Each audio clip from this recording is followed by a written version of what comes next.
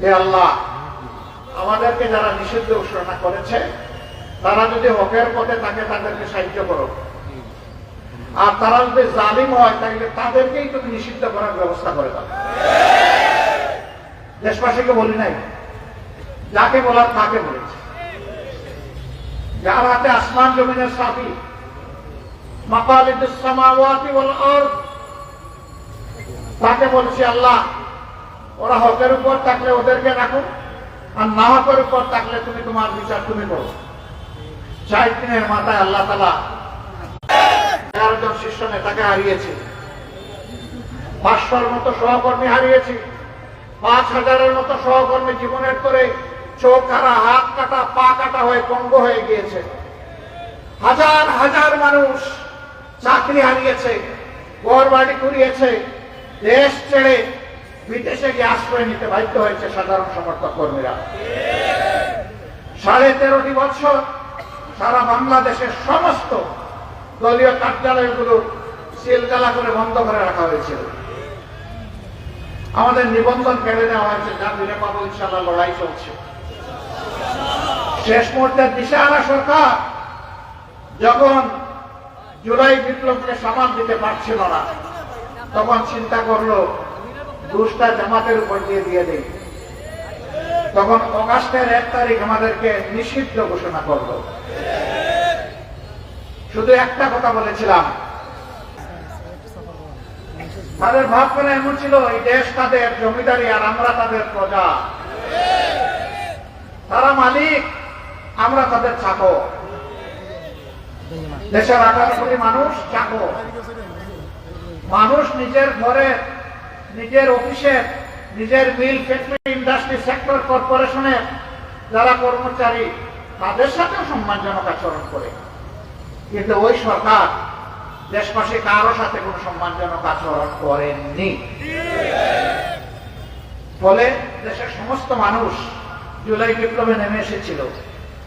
7 বছরের একটা শিশু হাতের মধ্যে ইটের টুকরা নিয়ে তাড়িয়ে যাচ্ছে যারা গুলি করতে এসেছে তাদেরকে। এক যুবক তাকে ধাক্কা মেরে ধরে বলেছে, এই তুমি কি করছো? আমি কি করছি মানে? বলছে তুমি এখানে কেন? বলে আমি আন্দোলন করতে এসেছি। তুমি আন্দোলন করবা কেন? বলছে ওরা আমার ভাইকে খুন করেছে। কে তোমার ভাইকে? বলে আবু সাইদ আমার ভাই। তোমার বাড়ি কি রংপুর? বলছি না, আমার বাড়ি রংপুর না, আমার বাড়ি ঢাকা।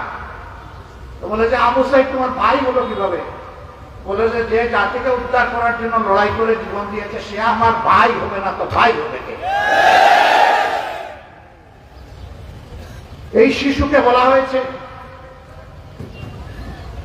তুমি চলে যাও, তোমার আন্দোলন হয়ে গেছে, তোমার পক্ষে আমরা আন্দোলন করবো। ছাড়া মেরে হাত ছুড়াইয়া, টেলিভিশনে আপনারা এই ফুটেজ দেখেছেন, বলছেন ছাড়েন নিয়ে আপনার আন্দোলন আপনি করেন, আমার আন্দোলন আমাকে করতে দেন। এই শিশুকে এই বুঝ কে দিয়েছিল? একজন মা তার 10 মাসের সন্তান তুলে নিয়ে নেমে এসেছেন। সাংবাদিক বন্ধুরা এসে বলেছে, মা এত সাংঘাতিক কাজ আপনি করেছেন, দুধের শিশু বুকে নিয়ে আপনি এখানে চলে এসেছেন? ওই হ্যাঁ চলে এসেছেন। বলে আপনি কি বুঝে শুনে এসেছেন? বলে হ্যাঁ আমি বুঝে শুনে এসেছি। আপনার আর সন্তান আছে? ওই না, আমার গর্বে আল্লাহ এখন আর কোন সন্তান দেননি, একটাই আমার সন্তান। আপনি কি পরিণতি বুঝতে পারছেন? আমি বুঝে শুনে এসেছি। তাইলে কেন আসলেন? আপনি না হয় বুঝতে, আপনার সিদ্ধান্ত আপনি নিতে পারেন, কিন্তু ওই অবশ্য শিশুকে বুকে নিয়ে আসছেন কেন? তাহলে ওরে কোনো আত্মীয়ের কাছে রেখে আসেন? না, শিশু আমার একটা নয়। এখন বাংলাদেশের রাজপথে যতগুলা যুবক যুবতী নেমেছে সবগুলো আমার শিশু, আমার সন্তান। সুতরাং আমার ওই সন্তানদের সাথে সংহতি প্রকাশ করার জন্য আল্লাহর দেওয়া একমাত্র সন্তান নিয়ে এখানে হাজির হয়েছে।